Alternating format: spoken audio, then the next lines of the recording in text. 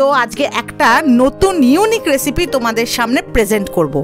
সামনেই সরস্বতী পুজো, এবার পুজো উপলক্ষে বাড়িতে সবারই মোটামুটি পোলাও হয় বা খিচুড়ি হয় বা তোমার ধরো লুচি পরোটা এসব তো হবেই। আজকে করছি তোমাদের সামনে দই ফুলকপি।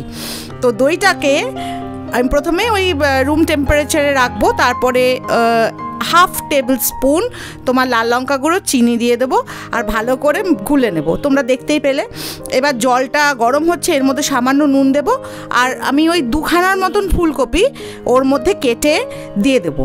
এইবার বন্ধুরা কাটার সময় একটা জিনিস খালি তোমাদেরকে লক্ষ্য রাখতে হবে, সেটা হচ্ছে ফুলকপিটার ডাঁটাটার মাঝখানটা একটু চিড়ে দিতে হবে। মানে কীরকম বলো তো, এই দেখো ফুলকপিটা এই যে এরকমভাবে একটু চিড়ে দিতে হবে, তাহলে মশলাটা ভেতরে ভালোভাবে ঢুকে যাবে।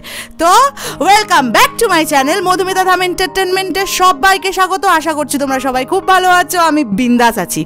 তো সরস্বতী পুজো উপলক্ষে এটা ধরতে পারো প্রথম একটা রেসিপি, এরপর আরও রেসিপি চেষ্টা করব তোমাদের জন্য আনার। সবসময় তো মাছ মাংস ভালো লাগে না বলো, মাঝে মাঝে একটু নিরামিষও ভালো লাগে, আর নিরামিষের মধ্যে প্রচুর পদ আছে। তবে হ্যাঁ, আমি যেটা যখনই করব চেষ্টা করব তোমাদের সামনে প্রেজেন্ট করার। তো আজকে এটা ফার্স্ট টাইম আমি বাড়িতে করলাম আর আমি এটা তোমাদের সামনে প্রেজেন্ট করছি। এবার দেখো, একটা আমি গ্রাইন্ডারে একটু কিছুটা কাজু নিয়ে নিলাম। এবার কাজুর পর পোস্ত নিয়ে নেবো। পোস্তর পর তোমরা চার মগজও দিতে পারো, কিন্তু আমার বাড়িতে চার মগজ ছিল না, চার মগজ তাই দিইনি। এবার তারপরে আমি দিলাম টমেটো একটা টমেটো ছোটো ছোটো করে দিয়ে দিয়েছি আর 4টে লঙ্কা দিয়েছি। তোমরা যেরকম ঝাল খাবে সেরকমই তোমরা লঙ্কাটা দেবে। এবার last but not the least কিশমিশ দিয়ে দেবে। কিশমিশের পরিমাণটা যেরকম কাজু দিয়েছো সেরকম পরিমাণ কিশমিশটা দিয়ে দেবে। সেটা তোমাদের পরিমাণ অনুযায়ী, কতটা ফুলকপি দিচ্ছ তার পরিমাণ অনুযায়ী এই মশলাটা হবে। তো চলো মিক্সারে গ্রাইন্ড করে নিই। গ্রাইন্ড করার পর চলে এলো ট্যাংটা। কেমন লাগছে দেখতে অবশ্যই বলো। তো এবার চলে যাব রান্নাঘরে। তো মোটামুটি এবার আমার ফুলকপিটা ভাপানো হয়ে গিয়েছে, আমি ফুলকপিগুলো তুলে নেব। আর ফুলকপিটা ভাপিয়ে নিলে কি হয় বলো তো বন্ধুরা, অম্বলটা হয় না। আমি চেষ্টা করি সমস্ত সবজি একটু ভাপিয়ে নেওয়ার। ভাপিয়ে নিলে কি হয়, আমি মানে একবার আমি করেছিলাম একটা রান্না, সেখানে আমি সবজিগুলো ভাপিয়ে নিয়েছিলাম। তো যাই হোক, এবার কড়াইতে আমি সাদা তেল দিয়ে দেব। এবার দিয়ে দেওয়ার পর হ্যাঁ, পুঁই ডাঁটা মনে পড়ছিল না, পুঁই শাকও আমি কিন্তু ভাপিয়ে নিয়েছিলাম। পুঁই শাক ভাপিয়ে নেবে, তাহলে কিন্তু অম্বল হয় না। তো যাই হোক, তো আমার বাড়িতে যেহেতু সবাই একটু অম্বলের একটু রুগী, আর সামান্য মাম্মামকে একটু টেস্ট করাই, দেখ কেমন হয়েছে, একটু করে তোকে দিতে হবে এবারে, না হলেও তো খেতেই শিখবে না। এবার ফুলকপিগুলো আমার একটু লাল লাল করে ভাজা হয়ে গেছে। এবার তারপরে আমি আবার কড়াইতে তেলটা দিয়ে দেব।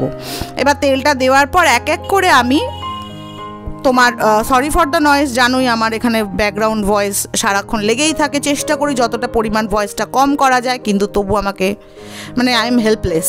তো যাই হোক, তো এবার এরপর আমি গোটা গরম মশলা দিয়ে দেবো। যেমন ধরো তেজপাতা, তারপরে ধরো শুকনো লঙ্কা, তারপরে ধরো ছোট্ট গোলমরিচ, গোটা গোলমরিচ দেবো, দারচিনি দেবো, এলাচ ফাটিয়ে দেবো, মোটামুটি লবঙ্গ দেবো, মোটামুটি যা গরম মশলা আছে সব দিতে পারো, স্টার ফার এগুলো ছাড়া বাকি সবই দিতে পারো। তো এবার ওই 10 to 15 সেকেন্ডস আমি এটাকে ভালোভাবে একটু যাতে একটু ভালো মানে একটু গন্ধটা আসার জন্য, স্মেলটা যাতে ভালো আসে, ফ্রেগনেন্সটা যাতে ভালো আসে, সেই জন্য আমি এটাকে একটু নাড়িয়ে নেব। এবার নাড়ানোর পর আমি কি করব, ওই যে মশলাটা আমি তৈরি করেছিলাম সেই মশলাটা আমি দিয়ে দেবো। তো যাই হোক বন্ধুরা, এতক্ষণ অবধি যারা আমার চ্যানেলে আছো, যারা আমার এই ভিডিওটা দেখছো, যারা লাইক করোনি প্লিজ একটা লাইক করে দাও। তো এবার মশলাটা দিয়ে দিলাম। মশলাটা দিয়ে দেওয়ার পর যেহেতু টমেটো আছে আর কাজু আছে, এটাকে কিন্তু তোমাদের খুব সাবধানে সিম করে দিতে হবে, মানে লো টু মিডিয়ামে দিতে হবে, যাতে কাজুটাও পুড়ে না যায় আর টমেটোর কাঁচা ভাবটাও যেন বেরিয়ে যায়, মানে কষাতে এটা একটু মাথায় রাখতে হবে প্রত্যেককে। আমিও যখন করছিলাম আমি ভাবলাম যে করছি তো, মানে কাজুটা পরে পেস্ট করে দিলে হতো না, কিন্তু ভাবলাম না, করে একবার দেখি কি হয়। আর ভালো লাগলে বলেছি অবশ্যই তোমাদের সাথে যেটা ভালো হবে সেটাই শেয়ার করব। আর এর মধ্যে অনেকগুলো রান্না ভালো হয়নি, সেই জন্য তোমাদের সাথে শেয়ার করিনি। ফ্র্যাঙ্কলি স্পিকিং, আমি মিথ্যা কথা বলা পছন্দ করি না, চেষ্টা করি যতটা তোমাদের সামনে সত্যিটা প্রেজেন্ট করা যায়।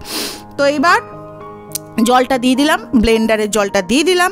দিয়ে দেওয়ার পর ভালোভাবে আবার কষাতেই থাকবো, হ্যাঁ, যতক্ষণ না মানে ওই বললাম টমেটোর কাঁচা ভাবটা বেরিয়ে যায়। আর এটা কিন্তু আমি একদম লো টু মিডিয়ামেই কষাচ্ছি, কারণ যেহেতু কাজু আছে, পোস্ত আছে, ভয় লাগছিল লেগে গেলে তো ব্যাস সর্বনাশ হয়ে গেল। তো চলো দেখতে থাকো।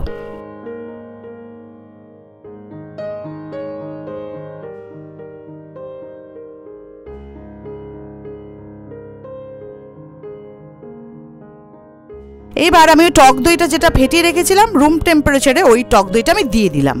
এবার এটাকেও আমি কষাবো এই মশলার সাথে।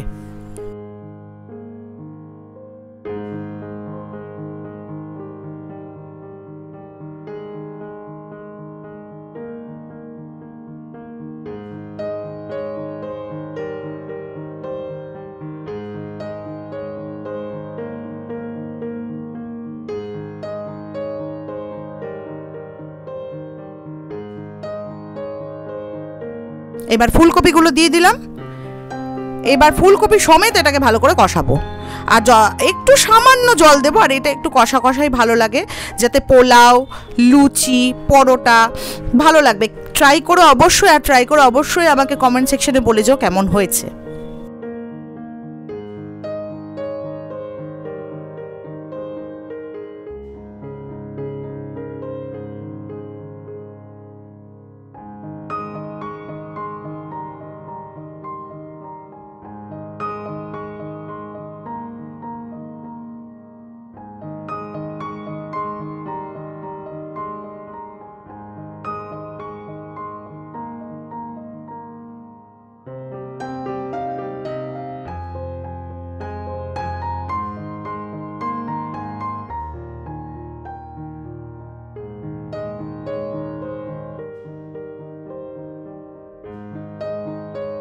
তো বন্ধুরা দেখো টকবক করে কেমন ফুটছে।